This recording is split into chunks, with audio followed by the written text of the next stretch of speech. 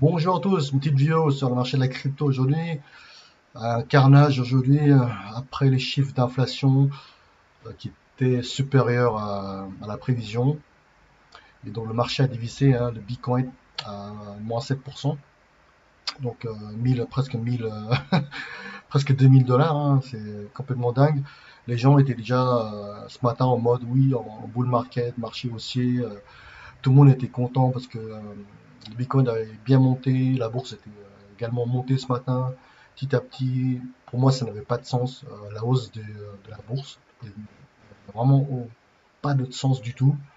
Et il y a eu les chiffres justement d'inflation qui sont sortis. Ça a calmé tout le monde. Regardez, US stock tremble after higher than expected. Bon, l'inflation au mois d'août, en fait.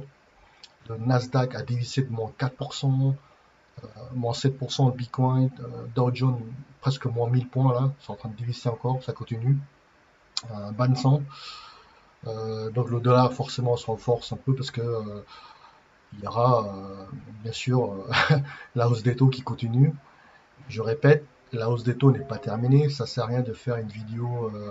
Je vois des vidéos de YouTube, oui, Bitcoin va aller à 25 000, 26 000, alors que la hausse des taux n'est pas terminée. Tant qu'il n'y aura pas la fin de la hausse des taux, il y aura forcément des marchés assez volatiles et il y aura des cracks de moins 7%, moins 5, moins 10, et voilà quoi. Et donc, faut rester assez prudent dans le sens, il y a des gens qui aiment long en fait, qui aiment acheter de la bourse. Et là, ils sont fait euh, liquider parce que le crack, c'était une barre rouge énorme. Ouais, allez, là, c'est le Bitcoin, ça a dévissé à 22 800 à 21 500 en même pas une minute en fait, moins d'une minute. Cette barre verte là, c'est même en 5 secondes. Nasdaq également, ça ça a pas tapé 13 000, hein, ça a presque 12 000 à peu près, 900 et puis ça, ça- les algos robots ont vendu, ont poussé vers le bas. Vous voyez là, pour les gens qui étaient longs là, qui étaient contents parce que le marché petit à petit était en train de monter. Là, leur stop loss a sauté, voire même s'ils n'ont pas de stop loss garanti, ce qui est souvent le cas, donc ils vont prendre des pertes bien supérieures à leur stop loss, qui est voilà, un peu comme si ça a craqué vers le bas tellement rapidement. Des fois, les brokers n'ont pas le temps de fermer la pause, même malgré que vous avez mis des stop loss, qui n'est pas garanti, je rappelle, il y a du slippage en plus, et vous pouvez avoir des pertes beaucoup plus élevées, ce qui est terrible, hein. Donc, vous voyez, c'est assez dangereux d'avoir des positions longues. C'est pour ça que je ne suis pas très fan des positions longues, surtout dans ce genre de marché, parce que ça peut faire très très mal, regardez. Et là, les gens essaient de trouver le bottom, mais bon, ça continue à descendre. Pour l'instant, on n'a pas trop d'acheteurs. Et je répète, maintenant, vous voyez, il est à 75 points de base, etc. Il y a même 20% de probabilité qu'on arrive à 1% d'hausse des taux. Alors, vous voyez, ça commence déjà, ça va être dur, je pense, jusqu'au mois de décembre. Et 2023 va être quand même terrible, hein. À la hausse des taux, forcément, il y aura beaucoup de faillites. Les gens ne pourront pas rembourser leurs dettes en dollars. En plus, le dollar s'est renforcé face aux devises euh, comme l'euro, le Singapour, le dollar, etc., Hong Kong. Il y a beaucoup de devises qui ont dévissé face au dollar. Surtout que les pays émergents ont emprunté en dollars. Il y aura moins de liquidités en dollars, la hausse des taux, et donc ils ne pourront pas rembourser leurs dettes. Donc il va y avoir, je pense, 2023, un carnage. Et en plus, il y a la hausse du prix de l'électricité. Euh, on est arrivé à presque à 1000 dollars le kilowattheure, c'est complètement ridicule. Et bien sûr, il y a des petites entreprises, des usines qui vont devoir fermer parce qu'ils ne pourront pas payer l'électricité, la facture d'électricité. Ce qui est terrible, hein, vraiment terrible. Et là, pour l'instant, en France, les particuliers sont protégés. Il y a un bouclier fiscal, un bouclier sur le tarif, pardon, sur le tarif du prix de l'électricité en France.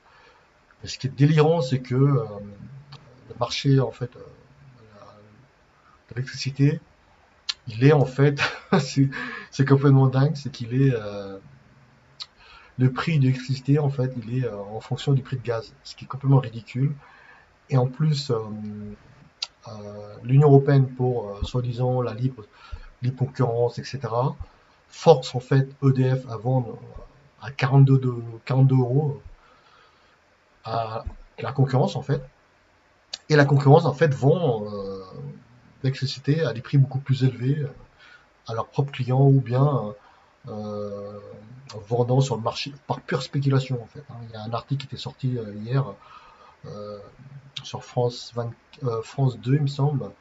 Donc il y a en fait les régulateurs qui commencent à faire une enquête et tout sur les providers, fournisseurs d'électricité en France, concurrents en fait qui haussent les prix à fond et virent en fait leurs propres clients parce que les clients ne pourront plus payer et profitent de ça également pour aller spéculer, aller vendre l'électricité beaucoup plus cher sur le marché. D'accord? La pure spéculation. Et donc 2023 va être terrible, je pense. Ça va être vraiment terrible. Je sais pas où on va aller. Bah, le Bitcoin, moi, j'y croyais pas à 22, 25, 24, 25. Pour moi, c'était un peu du bullshit, quoi. Toutes ces hausses. Tant qu'on n'aura pas, je répète, terminé, comment dire, la hausse des taux, il ne faut pas espérer voir le BTC aller à 30 000, 35 000, hein, d'accord? Il y aura bien sûr des petits rebonds, l'espoir, etc. Mais maintenant, le BTC est corrélé au Nasdaq. Le côté positif, c'est que c'est beaucoup plus facile maintenant de calibrer le sens en fait du BTC, d'accord? Parce qu'elle suit le Nasdaq, donc s'il y a des mauvaises informations, mauvaises news, le Nasdaq dévisse, entraînant le Bitcoin. Parce qu'à l'époque, il y a quelques années, le Nasdaq n'était pas corrélé, pardon, le Bitcoin n'était pas corrélé au Nasdaq. C'était assez difficile de calibrer le sens du Bitcoin. Maintenant, c'est beaucoup plus simple. Donc, si vous arrivez à calibrer le sens du Nasdaq, forcément, vous calibrez le sens du Bitcoin. D'accord? Voilà. Et là, moins 7%, wow, c'est vraiment à voir demain s'il va y avoir un rebond. Je- on a déjà vu des moins 14, hein, moins 15, BTC, etc. Donc là, tu vois, pour moi, on n'est pas encore bottom. Je répète, hein, tant que la hausse des taux n'est pas terminée, elle sera terminée jusqu'à mai, il me semble, mi-2023. C'est le forecast, en fait, la prévision. Il y aura, je pense, un nettoyage de la bourse, également sur le marché de la crypto-monnaie.